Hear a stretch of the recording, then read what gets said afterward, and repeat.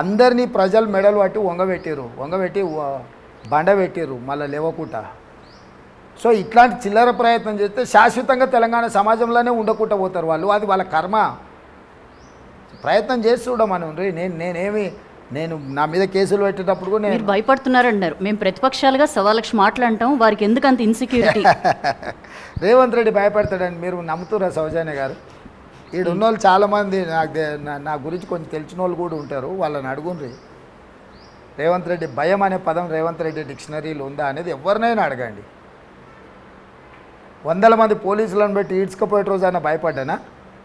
అది 2015 కావచ్చు, 2018 కావచ్చు. భయం అనేది నా డిక్షనరీలోనే లేదు. సంవయనం అనే దాన్ని వాళ్ళు భయం అనుకుంటే వాళ్ళ అవగాహన రాహిత్యము. నేను ఈ కుర్చీలు ఉన్నా కాబట్టి కుర్చీ యొక్క గౌరవాన్ని మర్యాదను కాపాడడానికి కొంత ఒక పద్ధతిలో వ్యవహరిస్తున్నా నేను. దాని అర్థం అది భయం కాదు. ఒకవేళ వాళ్ళు అనుకుంటే సరేగా, అదేందో వాళ్ళు కూడా చూస్తారు. రుణమాఫీ మీరు డిసెంబర్ 9 చేస్తామన్నారు, చేయలేదు. ఇప్పుడు ఆగస్టు 15 అన్నారు. కానీ చర్చ అంతా కూడా ఒట్లు తిట్ల మీద నడుస్తుంది. ఈ గుడి ఆ గుడి, ఆ దేవుడు ఈ దేవుడు అని. కానీ గుళ్ళ మీద దేవుల మీద ప్రమాణం చేసే బదులు ఇదే ముఖ్యమంత్రి గారు రేవంత్ రెడ్డి గారు ఆగస్టు 15లోగా రుణమాఫీ కాకుంటే నేను రాజీనామా చేస్తానని చెప్పొచ్చు కదా. ఇప్పుడు నేను ఏమంటున్నానంటే, నేను చేసేటోని నేను రాజీనామా చేస్తాను ఎందుకు చెప్తా? నేను చేస్తా అని నమ్మకపోతే రాజీనామా గురించి మాట్లాడతా.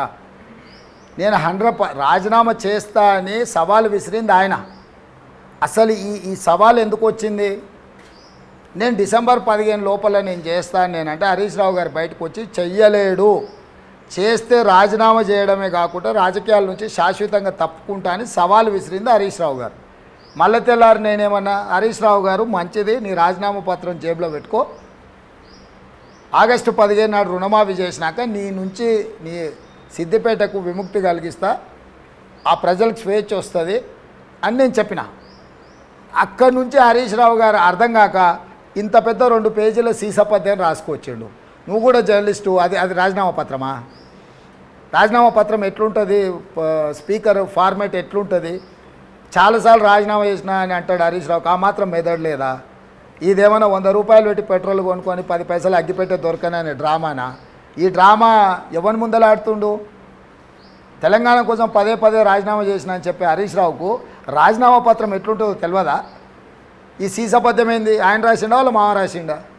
జనాలు ఒక చర్చ కూడా ఉంది, ఈడీ వస్తే మోడీ వస్తారు, మోడీ వస్తే ఈడీ వస్తారు అంటే ఈడీని చూపి మోడీ భయపడుతుంటారు. కానీ రేవంత్ రెడ్డి గారు స్థానిక రాష్ట్ర పోలీసులను చూపి ప్రతిపక్షం భయపడుతున్నారు. ఫోన్ ట్యాపింగ్ ఇష్యూ అందుకే బయటికి తెచ్చారు. ఇప్పుడు నేనేమంటున్నానంటే, నేను నిజంగానే పోలీసులతోని రాష్ట్రాన్ని నడపదలుచుకుంటే